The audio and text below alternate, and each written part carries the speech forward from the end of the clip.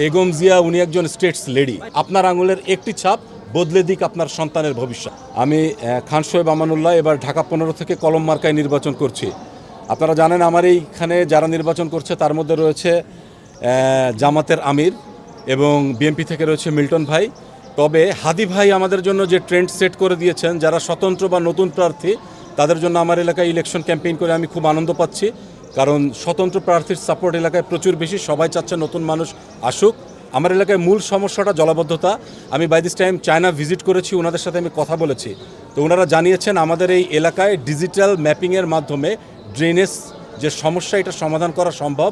পাশাপাশি এলাকার মানুষ আমার কাছে চেয়েছে আমি যেন ওখানে সিসিটিভি অপারেট করি, যাতে ওখানকার স্থানীয় ট্রাফিকিং সমস্যাটা সমাধান হয়। আমি নিজে বাংলাদেশ সেনাবাহিনীতে যখন ছিলাম আমি মিলিটারি পুলিশ ছিলাম, তো আমার জন্য কমিউনিটি ট্রাফিং এবং সিসিটিভি অপারেট করে সেন্ট্রালি ট্রাফিক সমস্যার সমাধান সম্ভব, যেটা আমি করব। পাশাপাশি এই সিসিটিভি ওইখানে যে ড্রাগের দৌরাত্ম্য আছে এটাও কমিয়ে আনবে বলে আমি মনে করি। আমি আমার স্থান থেকে দেশবাসীর জন্য আপনাদের মাধ্যমে বলতে চাই যে দেশবাসী যাকে খুশি ভোট দিন, কিন্তু ভোট কেন্দ্রে আসুন, ভোট দিন। আমার এলাকায় এর আগে মাত্র 13% ভোট পড়েছে, তার মানে আমাদের টাকা পাবলিক মানি খরচ হয়েছে 20 কোটি টাকা। এই টাকাটা লোকসান না হোক। আপনার আঙুলের একটি ছাপ বদলে দিক আপনার সন্তানের ভবিষ্যৎ।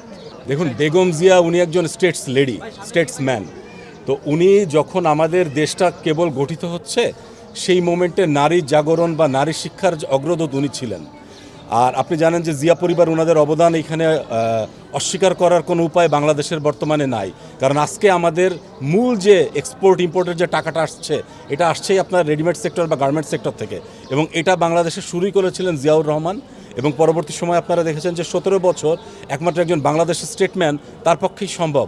মানে আমরা যদি একটু তাকাই আমাদের ইয়াং জেনারেশনে হাদি ভাই বা উনাকে আমরা কম্পেয়ার করি, উনারা দেশের প্রশ্নে কখনো আপোষ করেন নাই দেখেই কিন্তু ওনাদের এই 12 থেকে 15 বছরের কারা জীবন বা এই জিনিসগুলো হয়েছিল।